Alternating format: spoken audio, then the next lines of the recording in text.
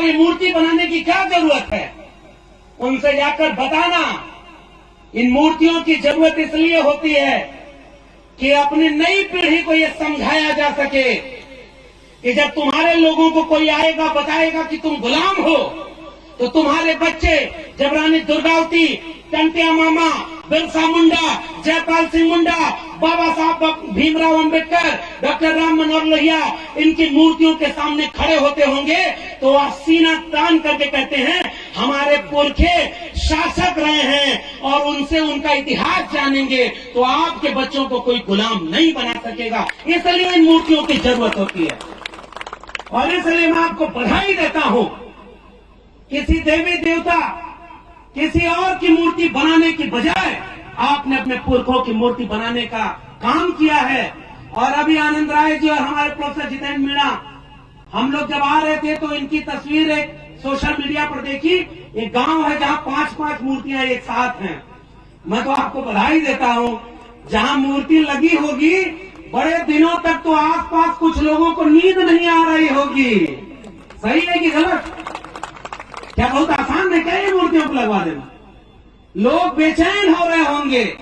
फिर कुछ सरकारी मामा लोग जो मुख्यमंत्री बने हैं उनको लगा होगा कि ये पीले गमछे वाले तो बड़ा एकजुट हो रहे हैं। भाई आज भी तो यहां से पैगाम जाएगा भोपाल तक कि हुजूर वहां टेंट नहीं था, पानी बाल्टी में रखकर लोग पिला रहे थे, कोई बहुत ऐसी व्यवस्था नहीं थी और कोई बहुत पैसा देकर के लाई गई भीड़ नहीं थी। फिर भी ये पीले गमछे वाले अपनी प्रकृति के सामने इम्तिहान देते हुए पूरे दिन बैठे रहे और उनसे आपको डरना चाहिए। और भोपाल वालों, आज आपको नींद नहीं आ रही होगी, ये हमें भरोसा है। क्यों नहीं नींद आ रही होगी?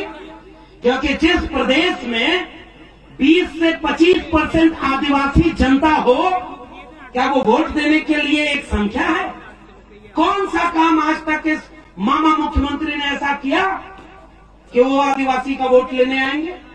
कोई काम किया क्या? बताइए आप लोग। मैं तो भाई उत्तर प्रदेश से आया हूं, हमारे यहाँ तो रामराज आया हुआ है, पता है कि नहीं आपको? हमारे यहाँ तो अलग ही कहानी है रे भाई। आपके यहाँ तो इतने ताकतवर लोग हैं। कहीं जयस संगठन, हमारे मित्र बैठे हुए हैं। हमारी एक शेरनी बहन, मुझे अच्छा लगा जब ये बहन बोल रही थी और आप उन्हें शेरनी कह के पुकार रहे थे, मगर मैं उनकी पीड़ा के साथ अपनी बात जोड़ना चाहता हूं। इस देश और दुनिया ने जाति के नाम पर जितना अन्याय किया ना, उससे कम अन्याय महिला और पुरुष के नाम पर नहीं किया। महिलाओं को और दबाया, महिलाओं को घर से नहीं निकलने दिया, महिलाओं को पढ़ने नहीं दिया, महिलाओं को सार्वजनिक जीवन नहीं जीने दिया। और आज जब आप अपनी एक पुरखा वीरांगना माता दुर्गावती को याद कर रहे हैं और कार्यक्रम में इतनी महिलाएं यहां पर बैठी हुई हैं, तो मैं आपको बधाई देते हुए एक वादा करना चाह रहा हूं। हाथ उठाकर वादा करना, भूखे रहना, प्यासे रहना, एक कपड़ा कम पहनना, लेकिन अपने घर के बेटा बेटियों को और खासकर महिलाओं को शिक्षा जरूर दिलाना, ताकि वो आंख में आंख मिला करके अपने वक्त के तनावों को लड़ सके। और तब जब कोई शिक्षित होता है, जागरूक होता है, तब ये बहन जैसा कोई बोलता है। और आज मैं इस बात से भी बहुत गौरवान्वित महसूस हुआ कि ये जो निवारती गांव है, इसके बगल निमावर गांव, और हमारी बहन भारती बैठी हुई। हमने खबरों में पढ़ा कि ये धरती आज भी सोने चांदी पैदा करती है, अनाज पैदा करती है, हीरे जवाहरात पैदा करती है। लेकिन इस देश को कुछ लोगों ने ऐसा जाहिल बना दिया कि इंसान नहीं पैदा कर पाती और हैवानों जैसा काम इसी नेमावर में हुआ। हम यहां से कड़ी निंदा करते हैं और खबरदार करना चाहते हैं। एक बार तो तुमने कर लिया। और ये जो भारती बहन बैठी हुई है, अभी जब बहन ने बताया कि जहां भी अन्याय होता है, जहां भी सामाजिक और सांस्कृतिक कार्यक्रम होता है, ये बहन जिसने अपने परिवार को खोया, ये चाहती तो चुपचाप अवसाद में घर में बैठ जाती, ये टूट जाती, कमजोर पड़ जाती। लेकिन जब मुझे पता चला कि ये हर आंदोलन में खड़ी होती है और यहाँ भी आज आपके सामने कंधे से कंधा मिलाकर खड़ी है, तो मैं आपको बहन ये वादा करना चाहता हूं कि हम शर्मिंदा हैं कि हमारी आंखों के सामने ये सब हुआ और हम कुछ न कर सके, लेकिन हमारी हिम्मत भी आपको मिले। आप निडर होकर के हमेशा खड़े रहना, आपके भाई आपके साथ खड़े रहेंगे ताकि हर मुश्किल में आपको अकेला न महसूस हो। और उन जालिमों से ये भी कहना चाहते हैं कि खबरदार, आइंदा कभी ऐसा जरूरत की तो इस देश और दुनिया में जो प्रकृति को पूजते हैं वो करारा जवाब देंगे, इस बात का भी याद रखना। और ये बात कभी भी वहां तक न जाने पाए, इस बात को आप पहुंचाइएगा कि अब आप किसी के जुल्म को सहने वाले नहीं हैं। अब ईद का जवाब पत्थर से देने के लिए भी तैयार रहिएगा और भारत के संविधान के हिसाब से करिएगा। और इसलिए मैं आपके बीच में आया हूं साथियों, वक्त बहुत खराब है और आप इस मंच को इसलिए सजाए हैं, देश के आजाद हुए 75 साल हो गए, देश में संविधान लागू हो गया, सब कुछ चल रहा है, लेकिन आज भी अगर इस देश की आदिवासी आबादी को इस बात के लिए संघर्ष करना पड़े, आंदोलन करना पड़े कि ये जल जंगल जमीन पर हमारा हक है, हम इसे आपको छीनने नहीं देंगे। सजग रहिएगा, कुछ लोग आपके लोगों को तोड़ करके ले जाएंगे, उनको भी पीला गमछा पहनाएंगे। और मैं एक तस्वीर देख रहा था, ये हमारे बड़े भाई आनंद राय जी हैं, बड़े फाइटर व्यक्ति हैं, इन्होंने एक तस्वीर सोशल मीडिया पर लगाई कि भोपाल का ये मामा मुख्यमंत्री हो या दिल्ली में बैठे हुए सरकार का राष्ट्रीय अध्यक्ष हो, जीवन में शायद पता नहीं पीला गमछा कभी लगा हो या न लगा हो, चुनाव नजदीक आया तो सारे पीला गमछा पहन करके रैली कर रहे हैं, सब पहन लिए पीला गमछा। इसका मतलब समझ रहे हैं, आपकी ताकत तो ताकतवर हुई। उन्हें पता है कि अगर हम ये गमछा नहीं पहनेंगे तो हमें अपना नहीं मानेंगे, लेकिन ये मामा और फूफा बने लोग अभी भी इस देश के कमेरा लोगों को इतना नादान समझते हैं कि वो पहचान नहीं पाएंगे क्या कि किसके गले में वोट के समय पीला गमछा है और किसके गले में संघर्ष के समय पीला गमछा है। इन दोनों के फर्क को पहचानिएगा।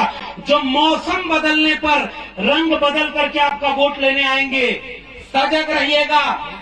किसानों पर गोली चलवाने वाले, आपके जल जंगल जमीन को छीनने वाले, इस देश का संविधान बदलने की बात करने वाले, इसे हिंदू राष्ट्र बनाने की बात करने वालों को एक वोट भी गलती से मत दे दीजिएगा। यही मैं आपसे अपील करने आया हूं, वरना हमारे बच्चों का भविष्य बर्बाद हो जाएगा और हम इसे बचा नहीं पाएंगे।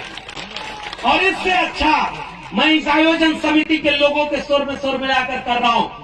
हमारे यहाँ ओबीसी की जनगणना हुई है, आखिरी बार मुझे पर्ची मिल गई है जिसमें कहा गया 2 मिनट, तो आखिरी 1 मिनट और ले रहा। इस देश में कितनी आबादी है ओबीसी की, कितनी आबादी है शेड्यूल कास्ट की, शेड्यूल ट्राइब की, ये बात आपको पता होना चाहिए कि नहीं पता होना चाहिए, जानना चाहिए कि नहीं कि हमारी आबादी कितनी है। और इसलिए जिस देश में भेड़ बकरी को गिना जाता है, पेड़ पौधे को गिना जाता है, जंगल को गिना जाता है, वहां इंसान को जाति के हिसाब से गिना ही नहीं जाता। क्यों पता है? बिहार अभी जाति जनगणना करवाया है और जाति जनगणना करवा के बिहार में क्या पता चला पता है? मध्य प्रदेश और महाराष्ट्र के बॉर्डर इलाके में मैं हूं और यहां से आपको एक पैगाम देना चाहता हूं। बिहार में जब जाति जनगणना कराई तो पता चला कि 85 से 90% वो लोग हैं जो SC ST OBC में बांट दिए गए हैं, जो हाथ से श्रम करके अपनी मेहनत से गुजारा करते हैं, और 10% केवल वो लोग हैं जो परजीवी हैं, हमारी मेहनत के ऊपर परजीवी बन के गुजारा कर रहे हैं। केवल 10% है। अब असली खेल क्या समझ में आया? जिनकी आबादी 10%, उनके प्रोफेसर 90%, उनके डॉक्टर 90%, उनके पास जमीन 90%, उनके पास संपत्ति 90%, उनके पास बिजनेस व्यापार 90%, और हम 90% लोगों के पास 10% भी ये चीज नहीं। बताओ, हमारे प्रोफेसर जितेंद्र मीणा दिल्ली विश्वविद्यालय से आए हैं, हमने आरटीआई लगा के पता किया है 2020 तक इस देश के केंद्रीय विश्वविद्यालयों में 1% भी शेड्यूल्ड ट्राइब का प्रोफेसर नहीं है। अगर आबादी आपके 8 से 9% है तो आपके क्या 8 से 9%, 10% प्रोफेसर आदिवासी के नहीं होने चाहिए? आपको पता है कि नहीं कि सुप्रीम कोर्ट का एक भी जज आदिवासी नहीं है? फिर ये सुप्रीम कोर्ट किसका है? अगर वहां कोई हमारा जज नहीं, हमारा कोई देश में वकील नहीं, हमारे प्रोफेसर नहीं, हमारे डॉक्टर नहीं, हमारे इंजीनियर नहीं और इन जमीनों पर हमारा मालिकाना हक नहीं, तो ये देश हमारा कैसे है? ये देश हमारा है क्योंकि हमारे पुरखों ने इसे लड़कर हमारे लिए बनाया है। लेकिन थोड़े से लोग हमारे लूटने संपत्ति आए हैं। आओ एकजुट हो जाएं कि अपने हक हुकूक के लिए किसी और को लूटने न दें और अपना हक अपने हाथ में ले, तब जाकर के ये देश सबका बनेगा। हम ओबीसी समाज के लोग अपने आदिवासी भाइयों बहनों के साथ कंधे से कंधा मिलाकर खड़े रहेंगे। हमारी संस्कृति बहुत हद तक एक है, हमारी दर्द एक है, इसलिए हमारी दवा एक रहेगी। आप सबको मेरा क्रांतिकारी इस्तकबाल है, उल गुलाम जिंदाबाद है, सेवा जोहार है। हम लड़ाई मिलकर लड़ेंगे और तब तक लड़ेंगे जब तक संविधान को बदलने वालों को कुर्सी से न बदल दें।